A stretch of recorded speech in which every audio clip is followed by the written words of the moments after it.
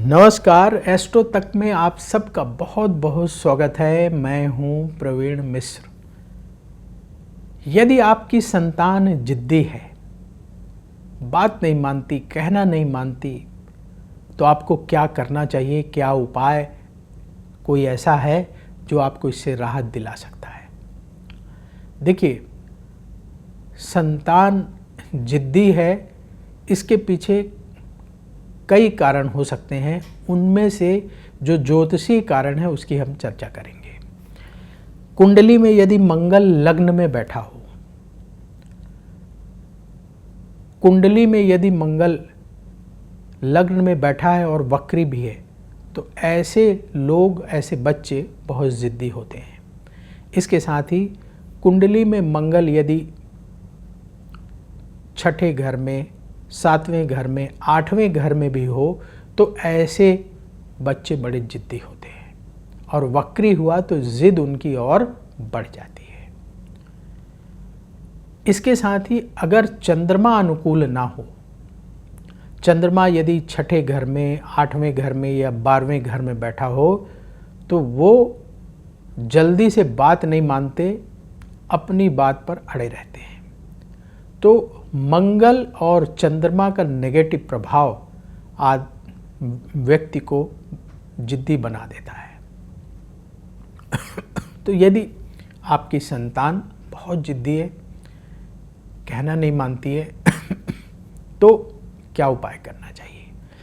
देखिए, पहला काम तो ये आपको करना है कि बच्चों के बहुत पीछे नहीं पड़ना है। कुछ माता पिता बच्चे की भलाई के लिए ही पीछे पड़ जाते हैं कि नहीं बेटा, ये सही नहीं है, ये गलत है, तुम ऐसा मत करो, ऐसा मत करो। बच्चे और चिड़चिड़े हो जाते हैं, इरिटेट होने लगते हैं।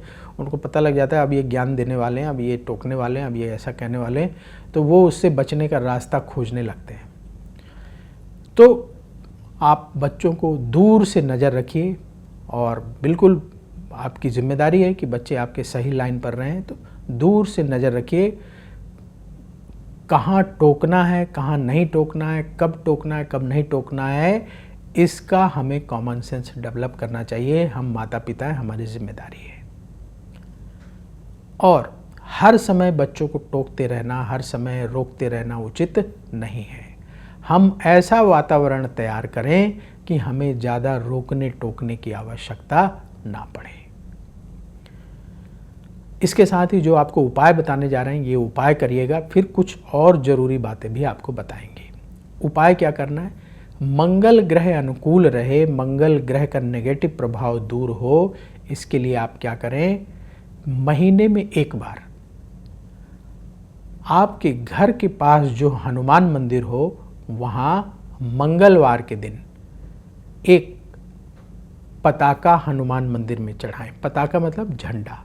झंडा लेके जाएं, साथ में एक झंडा लगाने के लिए एक छोटा सा डंडा भी लेके जाएं और मंदिर में, हनुमान जी के मंदिर में चढ़ाएं महीने में एक बार, मंगलवार के दिन।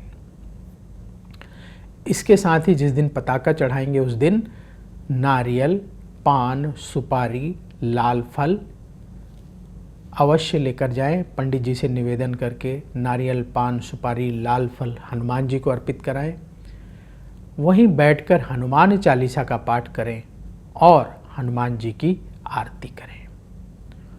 प्रार्थना करें कि आपके बच्चे की जो जिद है वो धीरे धीरे शांत हो। ये महीने में एक बार करना है, पताका चढ़ाना है। और पंडित जी से निवेदन करके हनुमान जी के चरणों का सिंदूर एक छोटी सी डिब्बी में ले लीजिए। घर से अपने डिब्बी लेके जाएं, उसमें पंडित जी से निवेदन करके ले लें और प्रतिदिन अपने बच्चे को तिलक लगाएं। इसके साथ ही नियम बना लें कि हर मंगलवार के दिन और हर शनिवार के दिन हनुमान मंदिर जाना है। और बच्चा अगर थोड़ी भी आपकी बात मान जाए, आपके साथ चले, तो उसको अवश्य लेकर जाना है। कब? मंगलवार और शनिवार को हनुमान मंदिर में। वहाँ बैठकर हनुमान चालीसा का पाठ कर लें, हनुमान जी की आरती कर लें और कुछ प्रसाद ले जाएं, हनुमान जी को चढ़ा करके गरीबों के बीच में बच्चे के हाथ से बंटवा दें। आप बूंदी का प्रसाद ले जाइए, आप गुड़ चने का प्रसाद ले जाइए, जो इच्छा हो लेकर जाएं, भोग लगवाएं और गरीबों को बांट दें। इससे मंगल ग्रह का नेगेटिव प्रभाव दूर होगा, शुभ फल मिलने लगेगा, बच्चे की जो जिद है थोड़ा सा शांत होने लगेगी। इसके साथ ही चंद्रमा ठीक रहे, बच्चे का धैर्य बढ़े, कॉमन सेंस अच्छा डेवलप हो, जिद कम हो, इसके लिए एक और आपको उपाय करना है। वो उपाय है प्रतिदिन शिव मंदिर में जल चढ़ाना। आप भगवान शिव के मंदिर जाइए, अगर बच्चा साथ जा सके तो अति उत्तम है। मान लीजिए बच्चा प्रतिदिन नहीं जाता तो सैटरडे संडे जब बच्चे की छुट्टी होती तब साथ लेकर जाएं, और खुद भी शिव परिवार का जल से अभिषेक करें, बच्चे से भी करवाएं, और जब जल बहने लगे तो थोड़ा सा जल लेकर के बच्चे के सिर के ऊपर छिड़क दें। जिस दिन बच्चा आपके साथ ना जाए तो एक थोड़ा सा जल एक कटोरी में गिलास में लेके आएं और उसके ऊपर छिड़क दें। और ओम नमः शिवाय मंत्र का 11 माला प्रतिदिन जाप करें। आप शिव मंदिर में बैठकर जाप कर सकते हैं या अपने घर में बैठकर जाप कर सकते हैं। ये उपाय आप निरंतर करना शुरू करें। भगवान शिव से प्रार्थना करें कि बच्चे को जो जिद बहुत ज़्यादा रहती है वो शांत हो, और हर सोमवार के दिन 1 किलो दूध पर बच्चे का हाथ लगवाएं और गरीबों को दान कर दें हर सोमवार के दिन। ये उपाय करना शुरू करें। धीरे धीरे आप देखेंगे स्थिति बदलेगी, आपके घर का माहौल भी अच्छा होगा और बच्चे की जिद भी शांत होना शुरू हो जाएगी। तो ये उपाय आप स्वयं भी करें, और जो आपके करीबी मित्र हैं, घर परिवार रिश्तेदार के ऐसे लोग जिनके घर में बच्चे बहुत ज़्यादा जिद करते हैं, उनके साथ भी शेयर करें ताकि वो भी लाभ उठा सकें। ये तो उपाय हुआ। और कौन सी महत्वपूर्ण बात है जो आपको ध्यान में रखनी है? पहली बात, ज़्यादा लाल रंग के कपड़े बच्चे को ना पहनाएं। कौन से रंग के कपड़े पहनाना है? लाइट कलर, जैसे आपका क्रीम कलर हो गया, वाइट कलर हो गया, येलो कलर हो गया, ऐसे जो लाइट शेड वाले कलर होते हैं वो पहनाने हैं। लाल रंग के कपड़े नहीं पहनाना है। इसके साथ ही कभी भी किसी धार्मिक स्थान में जाएं तो बच्चों को लेकर अवश्य जाएं। कभी घूमने जाने की योजना बने, लोग जाते हैं ना साल 6 महीने में घूमने के लिए, तो अगर आप जाते हैं तो किसी तीर्थ स्थान में जाने का प्रयास करना चाहिए।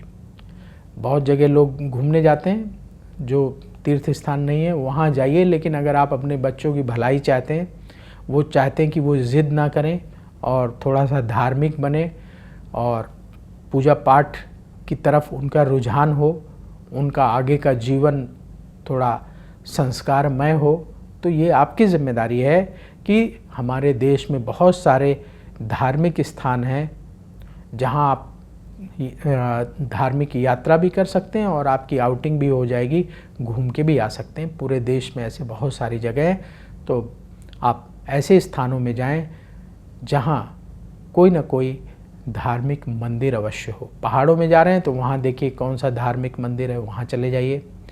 आप समुद्र की तरफ जा रहे हैं घूमने के लिए तो वहाँ देखिए कौन सा धार्मिक स्थान है जहाँ आप जा सकते हो, वहाँ जाइए। तो उस तरफ बच्चों का ध्यान अगर आप आकर्षित करेंगे, तीर्थ यात्रा में बच्चों को लेकर जाएंगे तो उनके अंदर पॉजिटिविटी बढ़ेगी, और जब पॉजिटिविटी बढ़ेगी तो नेगेटिविटी दूर होगी और ज़िद भी उनकी बहुत घटती चली जाएगी। इसके साथ ही अपने घर का वातावरण शांत रखने का प्रयास करें। घर के लोग बहुत ज़ोर से बात ना करें, घर के लोग बहुत गुस्से में बात ना करें, नहीं तो उसका असर बच्चों पर पड़ता है। अगर आप एग्रेशन से बात करेंगे, आप घर में लड़ाई झगड़ा करेंगे, तो वही आपके बच्चे देखेंगे, वही सीखेंगे, वैसा ही करेंगे। तो आपको अपने घर में शांतिपूर्ण तरीके से बात करनी है। कोई बड़ी बात भी हो, वैसी बात हो तो शांतिपूर्ण तरीके से करें और कोशिश करें बच्चों के सामने ना करें, ताकि उन पर उन बातों का असर ना पड़े। अगली बात, अपना खान पान सात्विक रखें। जो लोग ज़्यादा मिर्च मसाला खाते हैं उनके बच्चे भी ज़्यादा मिर्च मसाला खाते हैं, और जो ज़्यादा मिर्च मसाला नॉनवेज खाते हैं उनके अंदर एग्रेशन ज़्यादा बढ़ता है, ज़िद ज़्यादा बढ़ती है, धैर्य रखने की क्षमता कम होती है। इसके प्रमाण हैं। इसलिए ना खुद ज़्यादा मिर्च मसाला वाली चीज़ें खाएं, ना अपने बच्चों को खिलाएं। ऐसी आदत शुरू से ही डाल दें। नॉन वेज से बचें, ये आपके अंदर एग्रेशन बढ़ाएगा, बच्चों में भी बढ़ाएगा। तो इन चीज़ों से दूर रहेंगे तो आपके लिए भी अच्छा है, सेहत के लिए भी अच्छा है, बच्चों के एग्रेशन को कम करने के लिए भी ये ज़रूरी है। इसके साथ ही अपने घर के बड़े बुजुर्गों का हमेशा सम्मान करें। आप सम्मान करेंगे तो आपके बच्चे भी सम्मान करेंगे और बड़े बुजुर्गों के आशीर्वाद से आपके बच्चों के अंदर पॉजिटिविटी बढ़ेगी और उनकी ज़िद घटेगी। तो ये छोटी छोटी बातें हैं लेकिन बड़ी महत्वपूर्ण हैं। इन सब का असर हमारे जीवन पर होता है, इसलिए इन बातों का अवश्य ख्याल रखें।